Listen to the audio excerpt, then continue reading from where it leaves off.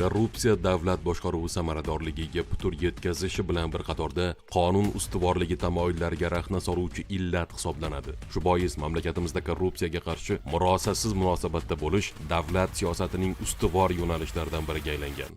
Jumladan Andijon suv ta'minot aksiyadorlik jamiyatining viloyat tumanlaridan biridagi filiali boshlig'i o'z xizmat mavqeyidan foydalangan holda mansabdor tanishlari orqali 1983-yilda tug'ilgan fuqaroning yangi qurilgan xonadoniga oqova suv tarmog'i tortish uchun ruxsat olish va kanalizatsiya nasosi o'rnatishda yordam berish evaziga 8,5 ming AQSh dollari talab qilgan. Davlat xavfsizlik xizmati bosh prokuratura huzuridagi departament va ichki ishlar organlari xodimlari hamkorligida o'tkazilgan tezkor tadbirda ushbu mansabdor so'ralgan pul mablag'ini uchinchi shaxs orqali olgan vaqtida uning noqonuniy harakatiga chek qo'yildi.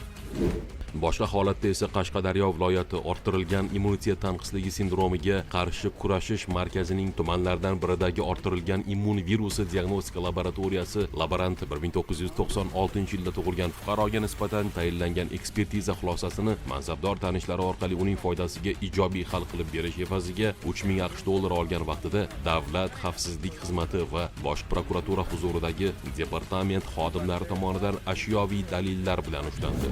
So'ngra tezkor tadbir davom ettirildi. Laborantdan 2500 AQSh dollarini olgan vaqtida Respublika sud tibbiy ekspertiza ilmiy-amaliy markazining tuman bo'limi boshlig'i ham qo'lga olindi. Hozirda har ikki holat yuzasidan qonunbuzarlarga nisbatan jinoyat ishlari qo'zg'atilib, tergov harakatlari olib borilmoqda.